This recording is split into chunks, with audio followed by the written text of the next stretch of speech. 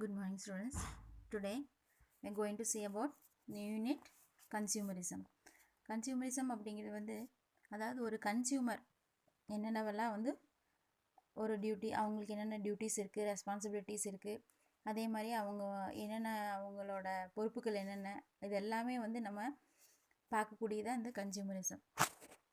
இதோட இன்ட்ரொடக்ஷன் பார்த்தோம்னா, அதாவது சொசைட்டியோட நேச்சர் வந்து ஃபஸ்ட்டு வந்து மோனோயிஸ்டிக்காக இருந்துச்சு. அது என்ன அப்படின்னா, அதோட நீட்ஸ் வந்து ரொம்ப ரொம்ப லிமிட்டடாக இருந்துச்சு. இண்டஸ்ட்ரியல் ரெவல்யூஷனுக்கு முன்னாடி நிறையா பீப்புள்ஸ் வந்து ரூரல் ஏரியாஸில் வந்து வாழ்ந்துட்டு வந்தாங்க. அந்த farmers produced the substantial portion of the goods consumed by them. அதே மாதிரி அளவுக்கு அதிகமான கூட்ஸ் வந்து அவங்க ப்ரொடியூஸ் பண்ணிகிட்டு இருந்தாங்க. பிஸ்னஸ் வந்து ரொம்ப சின்னதாக இருந்துச்சு. மேனுஃபேக்சர் ப்ரொடியூஸ் பண்ணதும் வந்து எப்படி இருக்குதுன்னா, அக்ரிகல்ச்சர்னால விவசாயத்தினால ப்ரொடியூஸ் பண்ண முடியாத குட்ஸை தான் வந்து என்ன பண்ணிகிட்டு இருந்தாங்கன்னா ப்ரொடியூஸ் பண்ணிகிட்டு இருந்தாங்க மேனுஃபேக்சரர்ஸ். அதுக்கப்புறம் நேஷன் வந்து கண்ட்ரி எப்போ வந்து இண்டஸ்ட்ரியலைசேஷன் வந்து ரொம்ப ஆச்சோ அப்போ சொசைட்டி வந்து என்னாச்சு அப்படின்னா ப்ளூரலிஸ்டிக் ஆயிடுச்சு. ஓகே, அப்போது அதாவது ப்ளூரலிஸ்டிக்னா நிறையா லார்ஜ் லெவல்ஸில் வந்து எல்லாமே செய்கிறத ப்ளூரலிஸ்டிக்ஸ்ன்னு சொல்கிறாங்க. ஸோ ரா மெட்டீரியல்ஸ் வந்து என்னாச்சு அப்படின்னா அதோட கேரக்டர் வந்து சேஞ்ச் பண்ணிச்சு. எப்படி அப்படின்னா அதோட டெக்னாலஜி வந்து ரொம்ப அட்வான்ஸ்டாக வந்ததுனால புது புது ப்ராடக்ட்ஸ் வந்து உள்ளே வர ஆரம்பிச்சது. அதே மாதிரி கன்சியூமர் வந்து பிஸ்னஸை டிபெண்ட்ஸ் பண்ணி இருக்கிறது வந்து அதிகமாச்சு. கன்சியூமர் டிபென்சி வந்து இப்படி அதிகமானதுனால அந்த பிஸ்னஸுக்கு வந்து ரெஸ்பான்சிபிலிட்டியும் அதை வந்து சாட்டிஸ்ஃபேக்ஷன் பண்ணுறதும் ஒரு காயினோட 2 சைடு மாதிரி கன்சிடர் ஆச்சு. ஸோ ப்ரொடியூசர், கன்சியூமர், கவர்மெண்ட் இவங்க எல்லாமே வந்து ஒரு பிஸ்னஸோட முக்கியமான 3 எலிமெண்ட்ஸ். ஓகே, அப்போ கன்சியூமர்ஸ் வந்து is the most exploited constituent in the business world. அதிகமாக வந்து இந்த பிஸ்னஸ் வேர்ல்டில் சுரண்டப்படுறது யார் அப்படின்னா அந்த கன்சியூமர் மட்டும்தான். ஸோ இந்த லெசனில் வந்து கன்சியூமர் வந்து எப்படி எல்லாம் எக்ஸ்ப்ளாய்டேஷன் ஆகுறாங்க, கன்சியூமருக்கு வந்து எப்படி ப்ரொடெக்ஷன் கொடுக்குறது அப்படிங்கிறது தான் இந்த லெசனில் நம்ம பார்ப்போம். ஓகே, நெக்ஸ்ட்டு பார்த்தோம் அப்படின்னா கன்சியூமர். ஃபஸ்ட்டு வந்து நம்ம பார்க்குறதுக்கு முன்னாடி கன்சியூமர் அப்படிங்கிறவங்க யார் அப்படின்னா ஒரு who consume goods manufacture and sold by others or created by nature and sold by others. கன்சியூமருங்கிற வந்து கூட்ஸ், எந்த கூட்ஸை வந்து ஒரு மேனுஃபேக்சர் வந்து சேல் பண்ணுறதவோ அல்லது அவன் உருவாக்குறதவோ அவன் வந்து கன்சியூம் பண்ணுறான், வாங்கி உபயோகிக்கிற ஒவ்வொருத்தரையுமே வந்து என்ன சொல்கிறாங்க, கன்சியூமர்ஸ்ன்னு சொல்கிறாங்க. So one who avails services such as banking, transport, insurance, etc. is also called a consumer. யாராருக்கெல்லாம் வந்து சர்வீஸும் அவைலபிளாக இருக்கோ அதையும் அனுபவிக்கிறானோ அவனும் வந்து கன்சியூமர்னு சொல்கிறாங்க. In other words, a consumer is an individual who consume goods manufactured by firm or created by nature, air, water, etc. Consumer அப்படிங்கிற வந்து ஒரு இண்டிவிஜுவல் வந்து கூட்ஸை கன்சியூம் பண்ணுறவனும் வந்து என்னென்னு சொல்கிறாங்க, அந்த கூட்ஸை வாங்கி யூஸ் பண்ணுறவனும் அந்த கூட்ஸை யூஸ் பண்ணாலே அவன் கன்சியூமர் தான் சொல்கிறாங்க.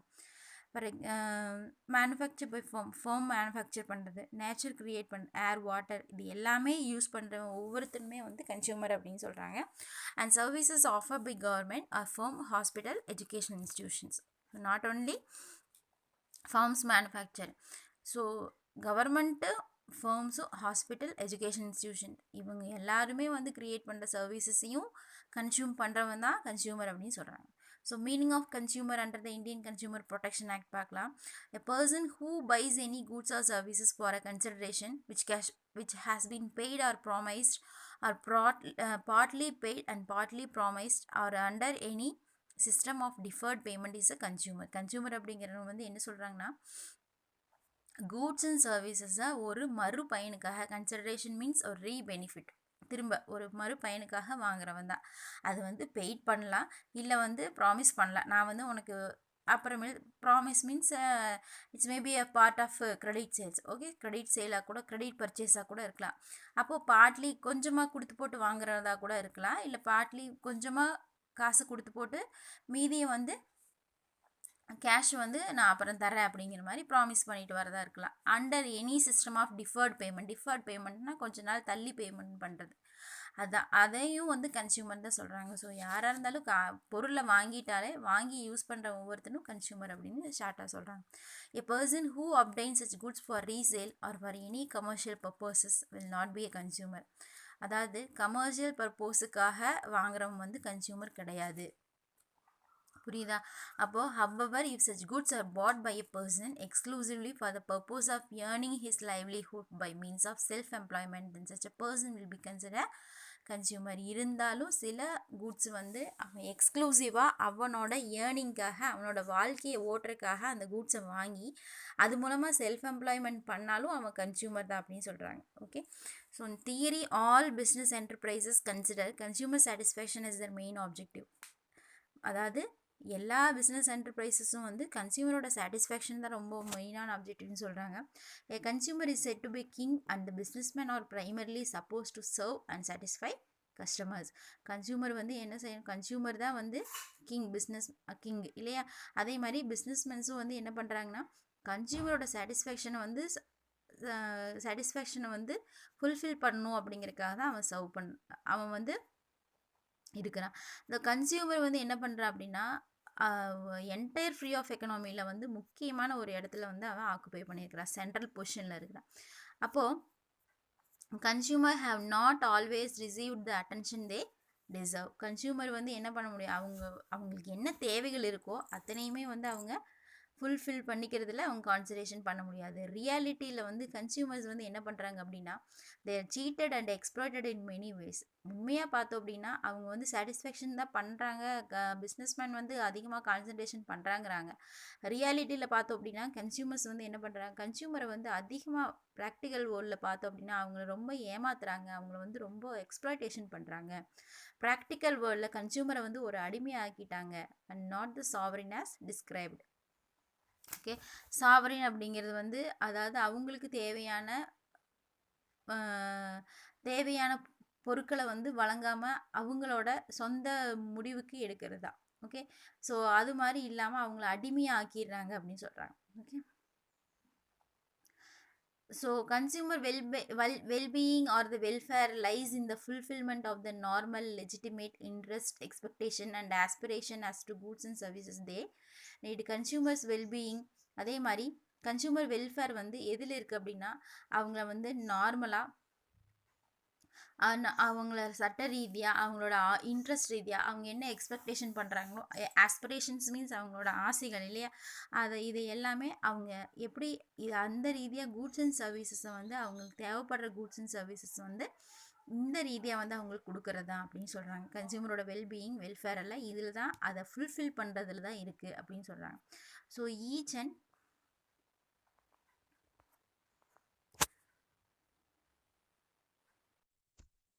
அப்போது கன்சியூமரோட வெல்பீயிங் வந்து எதில் இருக்குது அப்படின்னா அவனோட எக்ஸ்பெக்டேஷனுக்கு தகுந்த மாதிரி அவன் என்ன ஆசைப்படுறானோ அதை எல்லாமே சாட்டிஸ்ஃபேக்ஷன் பண்ணுறது தான், அவனோட தேவையை வந்து ஃபுல்ஃபில் பண்ணுறது தான். பட் ஒவ்வொரு ஸ்டேஜ்லேயும் customer is worried and harmed till buried about the quality, quantity, price and the timelines of the supply of goods and services they need. அவங்களுக்கு என்ன தேவைப்படுதோ அந்த பொருட்களை வந்து அவங்க யூஸ் பண்ணுறாங்க. பட் ஆனால் அவங்களோட சாட்டிஸ்ஃபேக்ஷனுக்கு தகுந்த மாதிரி எந்த ப்ராடக்ட்டும் கிடைக்கிறது கிடையாது. என்ன அப்படின்னா அவங்க ரொம்ப ஒரீட் அண்ட் ஹார்ம்டு என்ன பண்ணுறாங்க, ரொம்ப கவலைப்படுறாங்க, அவங்களுக்கு வந்து டியூப்ளிகேட்டான ப்ராடக்டை கொடுக்குறாங்க, அதனால் அவங்களுக்கு ரொம்ப ஹார்ம்ஃபுல்லான ஒரு எஃபெக்ட் வருது. அது மாதிரி அவங்க வந்து ரொம்ப ஃபீல் பண்ணுறாங்க. They about quality, quantity of the price and timelines of the supply of the goods and services. இதை நினச்சி அவங்க ரொம்ப வந்து அவங்க கவலைப்படுறாங்க அப்படின்னு சொல்கிறாங்க. ஓகே, ஸோ நெக்ஸ்ட் பார்த்தோம் அப்படின்னா கன்சியூமர் எந்தெந்த வகையிலெல்லாம் எக்ஸ்ப்ளாய்டேஷன் பண்ணப்படுறாங்க அப்படின்னு சொல்லி பார்த்தோம் அப்படின்னா ஃபர்ஸ்ட் வந்து செல்லிங் அட் ஹை ப்ரைஸ். நார்மலாக அதிகமான விலைக்கு விற்கிறது தான், அதை தான் செல்லிங் அட் ஹை ப்ரைஸ்ன்னு சொல்கிறாங்க. என்ன வந்து ஆக்சுவலாக என்ன ப்ராடக்ட் இருக்கோ, அதாவது the price charged by the seller for a product service may not be commensurate with the quality but at times it more than the fair price. commensurate அப்படிங்கிறது வந்து suitable, correspondent, அதுக்கு ஏற்ற ப்ரைஸ் மாதிரி இல்லை. அதாவது நார்மலாக அந்த செல்லர் சார்ஜ் பண்ணுற ப்ரைஸ் வந்து ஆக்சுவலாக இருக்கிற ப்ரைஸை விட நியாயமான விலையை விட அதிகமான விலைக்கு விற்கிறது தான். Even though seller have surplus or adequate goods, they create artificial scarcity in the market with an intent to push up the prices. செல்லர்கிட்ட வந்து சர்ப்ளஸாக கூட்ஸ் இருந்தாலும், போதுமான அளவு கூட்ஸ் இருந்தாலும் அவன் என்ன பண்ணுறான் அப்படின்னா ப்ரைஸை வந்து இன்னும் புஷ்அப் பண்ணுறதுக்காக ஆர்டிஃபிஷியல் ஸ்கேர்சிட்டியை கொண்டு வரான், செயற்கை பற்றாக்குறையை கொண்டு வரான். இதோட ரிசல்ட் என்ன ஆகுது அப்படின்னா கன்சியூமர் வந்து forced to buy the short supply of goods at higher price. Short சப்ளையில் வந்து ரொம்ப கம்மியான சப்ளை தான் இருக்குது அப்படின்னு சொல்லிட்டு அதிகமான விலை கொடுத்து அந்த கூட்ஸை வந்து வாங்குறதுக்கான சான்சஸ் இருக்குது பிளாக் மார்க்கெட்டில். ஓகே, இதெல்லாம் வந்து கன்சியூமரை வந்து எக்ஸ்ப்ளாய்டேஷன் பண்ணுற ஒரு மெத்தட். நெக்ஸ்ட் பார்த்தோம் அப்படின்னா அடல்ட்ரேஷன், சொல்லவே வேண்டாம். நார்மலான it refer to mixing or substituting undesirable material in ஃபுட்டில் வந்து தேவைப்படாத சில ப்ராடக்டை வந்து மிக்ஸ் பண்ணுறது தான் அடல்ட்ரேஷன். கலப்படம்னு சொல்கிறாங்களே அதுதான் அடல்ட்ரேஷன். இது வந்து கன்சியூமருக்கு வந்து அதிகமான காசஸை வந்து உண்டு பண்ணுது. இதனால மானிட்டரி லாஸ் மட்டும் கிடையாது, அவங்களோட ஹெல்த்தும் ஸ்பாயில் ஆகுது. பட் அடல்ட்ரேட்டர்ஸ் என்ன பண்ணுறாங்க அப்படின்னா make illegitimate profit while prudent businessman aim at normal profit.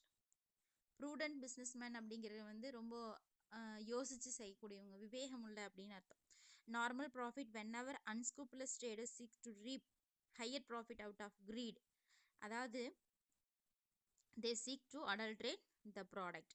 அடல்ட்ரேட்டர்ஸ் வந்து என்ன பண்ணுறாங்க அப்படின்னா இல்லெஜிட்டிமேட் ப்ராஃபிட், அதாவது முறைகேடான ப்ராஃபிட் வந்து அவங்களுக்கு கிடைக்கணும் அப்படிங்கிறதுக்காக என்ன பண்ணுறாங்க அப்படின்னா நார்மல் ப்ராஃபிட்டை விட நல்ல பிஸ்னஸ்மென்ஸ் வந்து என்ன பண்ணுறாங்க அப்படின்னா நார்மல் ப்ராஃபிட் வந்து எய்ம் பண்ணுறாங்க.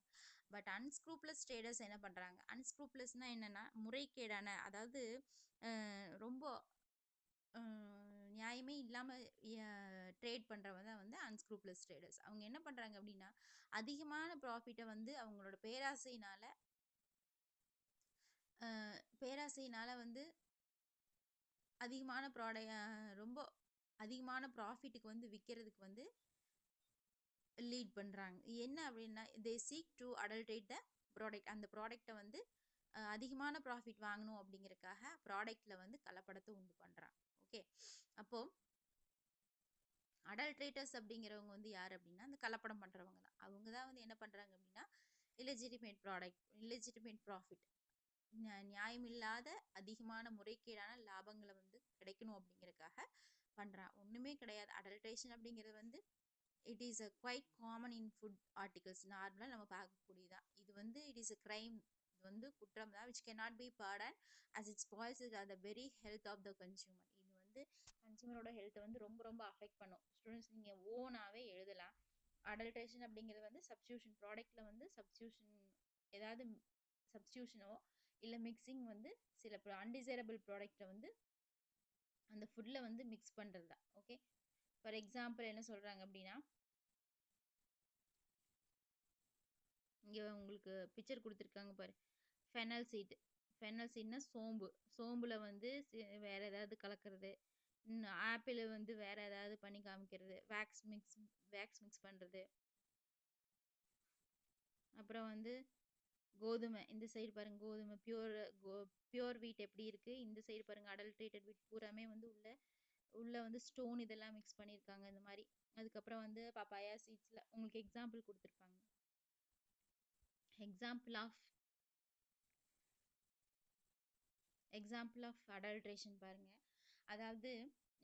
அதாவது மில்கோட டென்சிட்டி அதோட ஒயிட்டை வந்து எக்ஸ்டெண்ட் பண்ணுறதுக்காக கெமிக்கல்ஸ் ஆட் பண்ணுறது, டிட்டர்ஜென்ட் சாக்கு, யூரியா காஸ்டிக் சோடா, அந்த மாதிரி இதெல்லாம் ஆட் பண்ணுறது. அடுத்தது வந்து கிரெயின்ஸ் கூட ஸ்டோன்ஸ் எல்லாம் மிக்ஸ் பண்ணுறது. தென் கோகோனட் ஆயில் கூட பாம் ஆயில் இருக்கு இல்லையா, அதை வந்து மிக்ஸ் பண்ணுறது. Then honey is adulterated with water and table sugar to enhance the quantity. Honey கூட வந்து சக்கரை தண்ணி கலந்து விடுறது, அதோட குவான்டிட்டி அதிகப்படுத்தணுங்க அப்படிங்கிறதுக்காக. அதுக்கப்புறம் வந்து ஸ்டார்ச் கூட பவுடர் ரைஸ் அதை வந்து ஆட் பண்ணுறாங்க கஞ்சி போடுறதுக்கு. தென் காஃபி பவுடர் வந்து புளி கொட்டை இருக்கு இல்லையா, அதை வந்து அரைச்சி சேர்க்கறது. Spices like turmeric powder is adulterated with methanol சேர்த்துறது ஸ்பைசஸ், அதாவது மஞ்சள் கூட. அடுத்தது பிளாக் பெப்பர், குறுமிளகு இருக்கு இல்லையா, அது கூட வந்து பப்பாயா சீட்ஸை வந்து ஆட் பண்ணுறது. சில்லி பவுடர் கூட வந்து செங்கல் தூளை ஆட் பண்ணுறது. பிரிக் பவுடர் அப்படிங்கிறது செங்கல் தூள். இது எல்லாமே வந்து எக்ஸாம்பிள்ஸ் ஆஃப் அடல்ட்ரேஷன். ஸோ கேட்பாங்க அடல்ட்ரேஷனுக்கு வந்து 2 எக்ஸாம்பிள் சொல்லுங்கள் அப்படின்னு போன தடவை பப்ளிக் எக்ஸாமில் கேட்டாங்க. ஸோ ஈஸியாக எழுதிடலாம். ஓகே, நெக்ஸ்ட் பார்த்தோம் அப்படின்னா duplicate or spurious good. Duplicate குட்ஸை வந்து விற்கிறது. பார்த்தா ஒரே மாதிரியாக இருக்கும், ப்ராடக்ட் சிமிலராக இருக்கும். இது எல்லாமே உங்களுக்கு சொல்லவே வேண்டியதில்லை. எல்லாமே வந்து நம்ம நார்மல் வாழ்க்கையில் ஆஸ் அ கன்சியூமராக நம்ம எல்லாருமே இதை வந்து நம்ம கண்டிப்பாக ஃபீல் பண்ணியிருப்போம் இல்லையா, டூப்ளிகேட்டான ப்ராடக்டை வந்து வாங்குறது. அதாவது duplicate product of popular products are illegally produced and sold. இல்லீகலாக ப்ரொடியூஸ் பண்ணி விற்கிறது டூப்ளிகேட் ப்ராடக்டை. நல்ல பாப்புலரான ப்ராடக்டை வந்து அது பாப்புலரான ப்ராடக்டை வந்து டூப்ளிகேட் ப்ராடக்டை உருவாக்கி இல்லீகலாக ப்ரொடியூஸ் பண்ணி சேல் பண்ணுறது. ஸோ டூப்ளிகேட்ஸ் வந்து மார்க்கெட்ஸில் நிறைய அவைலபிளாக இருக்குது. ஒவ்வொரு original and genuine parts or compounds like automobiles, spare parts, blades, pens, watches, radios, medicines, jewellery, cloth and even for currency note. Currency நோட்டுக்கு கூட கள்ள நோட்டெல்லாம் பிரிண்ட் பண்ணிட்டு இருக்காங்க இல்லையா? ஸோ இது எல்லாமே வந்து டூப்ளிகேட் குட்ஸ் தான். அப்போது டியூப்ளிகேட் மெடிசின்ஸ் வந்து பெரிய அளவில் வந்து சேல்ஸ் பண்ணுது. அதாவது ஃப்ரம் கேப் டு காஷ்மீர், அதாவது எல்லா பக்கம் கன்னியாகுமரியிலேருந்து என்ன கேப் டு காஷ்மீர் வரைக்கும் அப்படின்னு சொல்கிறாங்க. அப்போது காஷ்மீர்லேருந்து கன்னியாகுமரி வரைக்கும் இந்த டியூப்ளிகேட் மெடிசின்ஸ் வந்து சேல்ஸ் பண்ணுறாங்க அப்படின்னு சொல்கிறாங்க. அப்போது consumer is not in a position to distinguish duplicate from the original. Consumer வந்து இந்த ஒரிஜினல் ப்ராடக்ட்லேருந்து அதாவது அந்த டூப்ளிகேட் ப்ராடக்ட்லேருந்து அவனால் அதை வந்து டிஸ்டிங்கைஸ் பண்ணி பார்த்து அவனால் வாங்கக்கூடிய ஒரு நிலைமைக்கு வராத அளவுக்கு அவன் என்ன பண்ணிடுறான், டூப்ளிகேட் ப்ராடக்டை வந்து சேல்ஸ் பண்ணுறான், மேனுஃபேக்சர் பண்ணுறான். அந்த அளவுக்கு கன்சியூமர் வந்து எக்ஸ்ப்ளாய்டேஷன் ஆகிறாங்க. ஸோ நெக்ஸ்ட் பார்த்தோம் அப்படின்னா ஆர்டிஃபிஷியல் ஸ்கேர்சிட்டி. ஆர்டிஃபிஷியல் ஸ்கேர்சிட்டி அப்படிங்கிறது வந்து செயற்கை பற்றாக்குறை. நம்ம எங்காவது போனோம் அப்படின்னா ஷாப்கீப்பர்ஸ் வந்து இந்த கடைக்காரன் முன்னாடி என்ன பண்ணியிருப்பான், ஸ்டாக் இல்லை அப்படிங்கிற மாதிரி முன்னாடி போர்டு வச்சிருப்பான். there is no stock the in front of the shops even though there is a plenty of stock in the store. அதாவது அவங்களோட ஸ்டோரில் வந்து ஸ்டாக் வந்து நிறைய இருக்கும், ஆனாலும் முன்ன வந்து in front of the shop they put the board no stock. In such situation, consumers who are desperate to buy such goods have to pay hefty prices to buy those goods and thus earning more profit unconsciously. அப்படின்னா மனசாட்சியே இல்லாமல், unconsciously அப்படின்னா unconsciously அப்படின்னா மனசாட்சியே இல்லாமல் அப்படின்னு அர்த்தம்.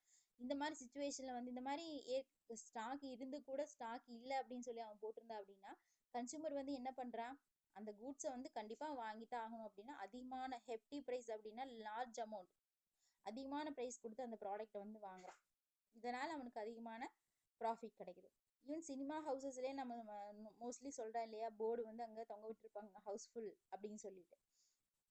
ஆனால் சினிமா டிக்கெட்ஸ் பார்த்தோம் அப்படின்னா அதிகமாக வெளியில் வந்து அதிகமான ப்ரைஸ்க்கு அவைலபிளாக இருக்கும் பிளாக் மார்க்கெட்டில். ஸோ இதெல்லாமே வந்து கன்சியூமரை வந்து எக்ஸ்ப்ளாய்டேஷன் பண்ணுறது அப்படிங்கிறாங்க. அடுத்து வந்து சப்ஸ்டாண்டர்ட் ப்ராடக்ட். சப்ஸ்டாண்டர்ட் ப்ராடக்ட்னா இப்போ வந்து ஒரு பேக்கெட் நம்ம ஓப்பன் பண்ணும்போது இல்லை ஒரு கண்டெய்னர் வந்து நம்ம ஓப்பன் பண்ணும்போது அதோட சீல் என்ன இருக்குது அப்படின்னா, ஓப்பன் பண்ணி பார்த்தோம் அப்படின்னா அதோட குவாலிட்டி வந்து ரொம்ப வந்து புவராக இருக்கும்.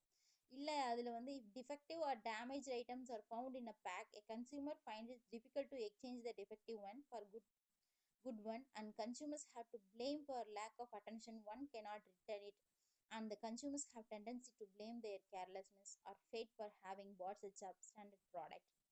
முதலே பில்லில் போட்டுருவான், என்ன பண்ணுவோம், வாங்கின பொருட்கள் திருப்பி தர மாட்டாது அப்படின்னு சொல்லி அவங்களே என்ன பண்ணிடுவாங்க, once goods are bought it will not return back அப்படின்னு போட்டுருவாங்க. அப்போ என்ன அப்படின்னா அதை தெரியாமே சிலவங்க வந்து வாங்கிட்டு வந்துடுவாங்க. வாங்கிட்டு வந்து ஓப்பன் பண்ணி பார்த்தோம் அப்படின்னா அது அந்த பேக் வந்து ஓப்பன் ஆகிருக்கும், இல்லாட்டி சீல் வந்து என்ன ஆயிருக்குன்னா சீல் உடச்சி அதில் வந்து ப்ராடக்ட் வந்து என்ன ஆயிருக்கும் அப்படின்னா அதில் வந்து அந்த ப்ராடக்ட் வந்து புவர் குவாலிட்டியாக இருக்கும். இந்த மாதிரி சுச்சுவேஷனில் வந்து கன்சூமர் போய் என்ன பண்ண முடியாது, அதை போய் அவன் எக்ஸ்சேஞ்ச் பண்ணவும் முடியாது. ஏன் அப்படின்னா நீ ஏன் நல்லா பார்த்து வாங்கிட்டு வரல, நீங்கள் செக் பண்ணி தானே வாங்கிட்டு வரணும். ப்ராடக்ட் வந்து ஒன்ஸ் நீங்கள் தான் செக் பண்ணி வாங்கிட்டு வரணும். எக்ஸாம்பிள் பார்த்தோம் அப்படின்னா நம்ம ட்ரெஸ் மெட்டீரியல்ஸ் எல்லாம் எடுக்கும்போது ஏதோ டேமேஜஸ் இருந்துச்சு அப்படின்னா நீங்கள் வந்து முதலே செக் பண்ணி வாங்கிட்டு போயிருக்கணும், இது வந்து உங்களோட மிஸ்டேக் தான் அப்படின்னு சொல்லி நம்மளையே ப்ளேம் பண்ணிடுவாங்க. கன்சியூமரை வந்து என்ன பண்ணிடுவாங்க, ப்ளேம் பண்ணிடுவாங்க. ஸோ அப்போ என்ன பண்ணிக்குவான் அப்படின்னா அந்த மாதிரி சப்ஸ்டாண்டர்டான ப்ராடக்டை வந்து வாங்கக்கூடிய ஒரு தலையெழுத்து வந்து நமக்கு வந்தது அந்த கன்சியூமருக்கு. அப்போ whenever goods are bought, seller try to avoid raising bill or consumer do not demand bill as a matter of right. இன்னொரு விஷயம் என்ன அப்படின்னா இதை கொண்டே நம்ம வாங்கிட்டு வந்துடுவோம், அந்த சமயத்தில் வந்து நம்ம பில்லு கூட வாங்காமல் வந்துடுவோம்.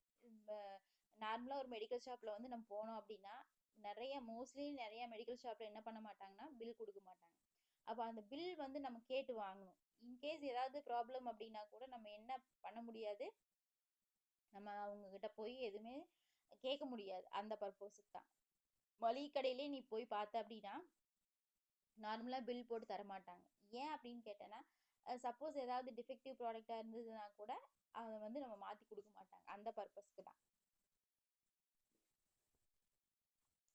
அப்போ நம்ம வந்து பில் கேட்காம வர்றது வந்து நம்மளோட மிஸ்டேக் தான். ஸோ இதை யூஸ் பண்ணி செல்லர் என்ன பண்ணிக்குவான், பில்ல வந்து ரைஸ் பண்ணிக்குவான். அது மாரி நமக்கு தெரியறதில்ல. இது வந்து நம்ம பில் கேட்டு வாங்குறது அப்படிங்கிறது as a matter of right. இது வந்து நம்ம உரிமை அப்படிங்கிறது வந்து நமக்கு தெரியறதில்ல. Demanding bill as a matter of ரைட்டுங்கிறது வந்து the consumer is not not get aware. அதுதான் சொல்லுவாங்க. This prevents the consumers from escalating the complaint against the seller where the product happen to be substandard. இப்போ நம்ம bill கேட்காம bill வாங்காம வந்துட்டோம் அப்படின்னா ஒரு சப்ஸ்டாண்டர்டான ப்ராடக்ட், தரமில்லாத ப்ராடக்டா இருந்ததுன்னா நம்ம என்னன்னு சொல்லி அவனை போய் கேட்கறது. எஸ்கலேட்டிங் அப்படிங்கிறது வந்து அதிகமாக்குறது. கம்ப்ளைண்ட்டை வந்து என்ன பண்ணுறது, நம்ம வந்து அந்த செல்லர் மேலே கம்ப்ளைண்ட் பண்ணால் கூட நம்ம அதை பண்ண முடியாது அப்படின்னு சொல்கிறாங்க. So some seller give bills which contain a stipulation that goods sold cannot be taken back. சொல்லுன்னா சில பில்ஸில் வந்து என்ன இருக்கும், நாங்கள் வந்து இந்த குட்ஸை வந்து நாங்கள் ஒன்ஸ் வித்துட்டோம் அப்படின்னா திரும்ப நாங்கள் வாங்க மாட்டோம். The gullible consumers are easily and legally cheated. இந்த மாதிரி கல்லிபிள் அப்படிங்கிறது ஏமாறக்கூடிய கஸ்டமர் நம்மளை மாதிரி இல்லையா. Consumers are easily and legally cheated. ஈஸியாக அதே மாதிரி லீகலாக சீட் பண்ணப்படுறாங்க. நெக்ஸ்ட் பார்த்தோம் அப்படின்னா product risk. whenever the usage of goods is likely to cause danger or hurts to customers, manufacturers have to forewarn the consumers of various sources of danger involved in the products and the precautionary measures to taken by the consumer. அதாவது ஒரு கூட்ஸை வந்து ரொம்ப இப்போ ஒரு electrical பொருட்கள்லாம் வாங்கும்போதோ இல்லை ஒரு detergent பேக்கெட்டை வந்து நம்ம யூஸ் பண்ணும்போதோ ஏதோ ஒன்று நம்ம ஒரு முக்கியமான ஒரு பட்டாசு அதுவே நம்ம யூஸ் பண்ணுறோம் அப்படின்னா அந்த மேனுஃபேக்சர் என்ன பண்ணோம் அப்படின்னா யூஸ் பண்ணுறதுக்கு முன்னாடி இதில் வந்து இத்தனை ஹார்ம்ஃபுல்லான விஷயம் இருக்குது, கண்டிப்பாக இதோட டேஞ்சரை பற்றி அவங்க எக்ஸ்பிளைன் பண்ணணும். அதாவது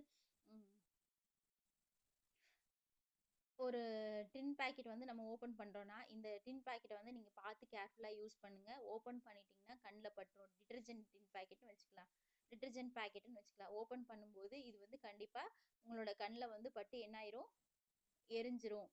அப்போ கண்ணு வந்து தெரியாமல் போகிற கூட சான்சஸ் இருக்குது. அதனால வந்து பார்த்து கேர்ஃபுல்லாக ஹேண்டில் பண்ணுங்க அப்படிங்கிறது வந்து அவங்க இன்ஃபார்ம் பண்ணணும். ஸோ அந்த மாதிரி இன்ஃபார்ம் பண்ணாமல் விட்டு போட்டு கடைசியில் அவங்க அந்த சப்ளையரோட டியூட்டி என்னன்னா அதை வந்து அவங்க இன்ஃபார்ம் பண்ணணும், ஸோ வார்ன் பண்ணணும். அந்த மாதிரி வந்து என்னென்ன டேஞ்சர் இன்வால்வ் ஆகிருக்கு, அந்த ப்ராடக்ட்ல வந்து என்னென்ன ப்ரிகாஷனரி மெஷர்ஸ் எடுக்கணும் அப்படிங்கிறது வந்து அவங்க இன்ஃபார்ம் பண்ணணும். இந்த மாதிரி இன்ஃபர்மேஷன் இல்லாதனால or warning consumers are more likely to consumers risk while using the risky product. இந்த மாதிரி ரிஸ்கான ப்ராடக்ட்டை வந்து யூஸ் பண்ணும்போது அவங்களுக்கு வார்ன் பண்ணாமல் இருக்கிறதுனால அவங்க அதிகமான ரிஸ்க்கை வந்து எதிர்கொள்ள வேண்டியது இருக்குது அப்படின்னு சொல்கிறாங்க. ஓகே, ஸோ ப்ராடக்ட் வந்து ரிஸ்க், அந்த டேமேஜான ப்ராடக்ட்டை வந்து வாங்கி யூஸ் பண்ணுறது தான் ப்ராடக்ட் ரிஸ்க். அதுக்கு பார்த்தோம் அப்படின்னா அடுத்தது பார்த்தோம் அப்படின்னா warranty and services. Warranty and services mostly வந்து இது எது கொடுப்பாங்க அப்படின்னா டியூரபிள் குட்ஸ், அது ரொம்ப நாளைக்கு வரக்கூடிய goods, TV, washing machine, fridge, car, two wheeler, air conditioner, இந்த மாதிரி இருக்கிறதுக்கெல்லாம் வந்து வாரண்டி சர்வீஸ் கொடுப்பாங்க. அதுக்கப்புறம் ஒரு சில வருஷங்கள் போனதுக்கப்புறம் அது அந்த பொருட்களுக்கு ஏதாவது நார்மலாக தெரியும் வாரண்டி கேரண்டின்னு சொல்கிறாங்க இல்லையா, அதுதான். அந்த மாதிரி ஒரு பர்டிகுலர் இயருக்கு அப்புறம் ஏதாவது ஒரு மிஸ்டேக்ஸ் வந்துச்சு, ப்ராடக்ட்டில் வந்து டிஃபெக்ட் ஆச்சு அப்படின்னா அதை போய் நம்ம வாங்கிக்க முடியும். அந்த கடையில் கொடுத்து நம்ம அதை கிளியர் பண்ணிக்க முடியும். அந்த பர்டிகுலர் வாரண்டி பீரியட் வரைக்கும் அவங்க என்ன பண்ணுவாங்கன்னா கொடுப்பாங்க. அந்த ஃபியூ இயர்ஸை தான் நம்ம வந்து அந்த கேரண்டி கொடுக்குறாங்க இல்லையா, அந்த கேரண்டி கொடுக்குற ஃபியூ இயர்ஸை தான் we called as warranty period. ஆனால் ரியாலிட்டியில் வந்து ஃப்ரீ சர்வீசஸ் வந்து கண்டிப்பாக என்ன பண்ணுறாங்க, டெனி அப்படிங்கிறது வந்து மறுக்கப்படுது. அதே மாதிரி இந்த ஃப்ளம்சி கிரவுண்ட்ஸ் அப்படிங்கிறது வந்து அன்கன்வைன்சிங் கிரவுண்ட்ஸ், தவிர்க்க முடியாத நிலைமையில இருக்கு. Even during the warranty period கூட நம்மளால அதை போய் பண்ண முடியறது இல்லை. கஸ்டமர் கேர் சர்வீசஸ் இருக்கு இல்லையா, அது வந்து likely to be rented the shorter warranty period only for select few items போட்டிருப்பான். இந்த மாதிரி மிஸ்டேக்ஸ் வந்தால் மட்டும்தான் நாங்கள் அதுக்கு வாரண்டி கொடுத்துருக்கோன்றோம். ஒரு மிக்சியை வாங்குகிறோம், அதுக்கு வந்து 2 இயர்ஸ் வந்து வாரண்டி கொடுத்துருக்குறாங்க. இடையில போய் அது ஒரு ஜாரே போயிடுச்சு, அதோட பிளேடு போயிடுச்சு, ஏதோ ஒன்று அந்த உள்ளே இருக்கிற மோட்டர் போயிடுச்சுன்னு வைங்க. ஆனால் நம்ம கொடுத்தோம் அப்படின்னா இந்த ப்ராடக்ட் வந்து நீங்கள் கீழே போட்டு உடஞ்சதுனால தான் போயிருக்கு, இதுக்கெல்லாம் நாங்கள் வாரண்டி தரமாட்டோன்றோம். அப்போ அதுதான் அதுக்கு காரணம் இல்லையா. கஸ்டமர் கேர் சர்வீசஸ் என்ன பண்ணுவோம் அப்படின்னா, செலக்ட் ஃபியூ ஐட்டம்ஸ், சில ஐட்டம்ஸ்க்கு மட்டும்தான், அதுவும் அவனுக்கு நல்லா தெரிஞ்சது தான், which the manufacturers know pretty well that they do not get damaged during such period. அந்த பீரியடில் வந்து எது டேமேஜ் ஆகாதோ, அந்த 2 வருஷம் வாரண்டி பீரியட் கொடுத்துருக்கா அப்படின்னா அந்த 2 வருஷம் வாரண்டி பீரியடில் அந்த ப்ராடக்ட் வந்து எது வந்து டேமேஜே ஆகாதோ அதைத்தான் அவன் என்ன பண்ணுவான்னா சேல்ஸ் பண்ணுவான், அதுக்கு தான் அவன் வாரண்டி கொடுப்பான். So warranty service may not be extended to many parts or components of the product. So நிறைய பார்ட்ஸுக்கோ அல்லது காம்பனன்ட்ஸுக்கோ வந்து அவங்க என்ன பண்ணுறது கிடையாது, எக்ஸ்டெண்ட் பண்ண கிடையாது. Thus consumers may be charged exorbitant charges in the name of the repair cost. வாரண்டிங்கிறது ஜஸ்ட் ஒரு நேமுக்கு தான், ஆனால் வந்து எக்ஸார்பிடன்ட் சார்ஜஸ், அதிகமான சார்ஜஸ் வந்து அவங்க அளவு கடந்த சார்ஜஸ் வந்து ரிப்பேருங்கிற பேரில் வாங்கிக்குவாங்க இல்லையா. அதுதான் அன்சூட்டபிலிட்டி ஆஃப் ப்ராடக்ட். சம்மந்தமே இல்லாமல் இருக்கும், அந்த ப்ராடக்ட்டுக்கும் இருக்கும். ப்ராடக்டோட குவாலிட்டி, டியூரபிலிட்டி, அதோட சூட்டபிலிட்டி வந்து make come under the category of product fitness. கரெக்டாக இருக்கணும், ப்ராடக்டிவ் ஃபிட்னஸுக்கு தகுந்த மாதிரி இருக்கணும். இப்போ நம்ம டிவியில் பார்க்குறது ஒன்று, கையில் போய் வாங்குறது ஒன்றா இருக்கக்கூடாது. நம்ம ஆன்லைன் ஷாப்பிங் எடுத்துக்கலாம், இதுதான் பெஸ்ட் எக்ஸாம்பிள் அன்சூட்டபிலிட்டி ப்ராடக்ட்.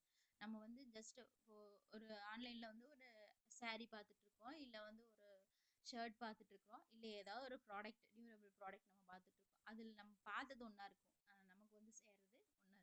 நிறைய டைமில் வந்து இந்த மாதிரி நடந்திருக்குது. ஸோ அதைத்தான் சொல்கிறேன், நம்ம ப்ராடக்ட் அட்வர்டைசர் என்ன பண்ணுறாங்களோ, the product is not correspondent to the product sold. என்ன ப்ராடக்ட் வந்து அட்வைஸ் பண்ணுறாங்களோ அந்த ப்ராடக்ட் வந்து அந்த ப்ராடக்டவே அவன் விற்க மாட்டான். அது ஆக்சுவல் ப்ராக்டிஸில் வந்து இட் இஸ் நாட் ஸோ. உண்மையாகவே வந்து இது வந்து நடக்காது அப்படிங்கிறாங்க. ஐட்டம் வந்து ஹியூமன் கன்செப்ஷன் என்ன மார்க்கெட்டில் இருக்கோ அது வந்து ஹியூமன் கன்செப்ஷனுக்காக அவன் அட்வர்டைஸ்மெண்ட்டில் காமிக்கிறது ஒன்றா இருக்கும், ஆனால் நமக்கு ஹியூமன் கன்செப்ஷனுக்காக அவன் கொண்டு வந்தது வந்து அன்சூட்டபிளாக இருக்கும். Some items marked as unbreakable break while using them. சில ப்ராடக்ட் வந்து அதில் வந்து உடையாதுன்னு போட்டிருப்பான், ஆனால் உடஞ்சிடும். பேட்டரி வந்து லீக் ப்ரூஃப்னு போட்டிருக்கோம், ஆனால் லீக் ஆகும். இந்த மாதிரி ஒவ்வொரு சமயத்துலையும் கன்சியூமர்ஸ் வந்து என்ன பண்ணோம் அப்படின்னா, அந்த ப்ரொடியூசர்ஸ் மேனுஃபேக்சர்ஸ் வந்து என்ன பண்ணுறானோ அதை வந்து அவன் பொறுத்து தான் ஆகணும் அப்படிங்கிறாங்க. இதனால தான் அவங்க என்ன பண்ணுறாங்கன்னா, ப்ரொடியூசர்ஸ் மேனுஃபேக்சர் வந்து இந்த மாதிரி சில லூப் ஹோல்ஸ் இருக்கிறது, அந்த சட்டத்தில் இருக்கிற ஓட்டையை யூஸ் பண்ணி அவன் என்ன பண்ணிக்கிறான்னா எஸ்கேப் ஆகிக்கிறான். இதெல்லாமே வந்து அன்சூட்டபிள் ப்ராடக்ட்ஸ் வந்து சேல்ஸ் பண்ணுறது, இதெல்லாம் கன்சியூமர் எக்ஸ்ப்ளாய்டேஷன் பண்ணுறாங்க அப்படிங்கிறாங்க. நெக்ஸ்ட் பார்த்தோம் அப்படின்னா ஃபால்ஸ் அட்வர்டைஸ்மெண்ட். அட்வர்டைஸ்மெண்ட்டோட மெயின் பர்பஸ் அப்படிங்கிறது வந்து என்ன அப்படின்னா, அதாவது அந்த பொருளை வாங்கி யூஸ் பண்ணுற பப்ளிக்கு வந்து எஜுகேட் பண்ணணும். இந்த ப்ராடக்ட்டை வந்து நீங்கள் இப்படி யூஸ் பண்ணால் உங்களுக்கு கிடைக்கும், நல்ல ரிசல்ட் கிடைக்கும் அப்படிங்கிற மாதிரி அவனுக்கு எஜுகேட் பண்ணணும். அந்த கஸ்டமர்ஸ் வந்து என்ன ப்ராடக்ட் அண்ட் சர்வீசஸ் யூஸ் பண்ணுறானோ அதை பற்றி அவனுக்கு எஜுகேட் பண்ணும். ஆனால் ரியாலிட்டியில் வந்து அட்வர்டைஸ்மெண்ட் வந்து என்ன பண்ணுற அப்படின்னா, just the convey very little information about the product. Many times என்ன பண்ணுறா அப்படின்னா, they gives false representation about the quality, price, grade, composition, utility guarantee, performance etc. நிறைய டைமில் வந்து தப்பான தகவல் தான் கொடுத்துட்ருக்கானே ஒழிய அட்வர்டைஸ்மெண்ட்டில் ரியாலிட்டியில் அதை யூஸ் பண்ணி பார்க்கும்போது அந்த மாதிரியான எஃபெக்ட் கிடைக்கிறது கிடையாது. So consumers who buy the products on the faith of claims made in advertisements are cheated. நிறைய அட்வர்டைஸ்மெண்ட் வந்து சீட் பண்ணிட்டு தான் இருக்கேன். இவ்வளோ முடி, இந்த ஷாம்பு போட்டோடனே இவ்வளோ முடி வளரும்னு சொல்கிறேன், அது வந்து யாருக்குமே முடி வளராது, அதிகமாக கொட்டத்தான் செய்யும். ஸோ இதெல்லாமே வந்து பார்த்தோம் அப்படின்னா ஃபால்ஸ் அட்வர்டைஸ்மெண்ட். ஓகே,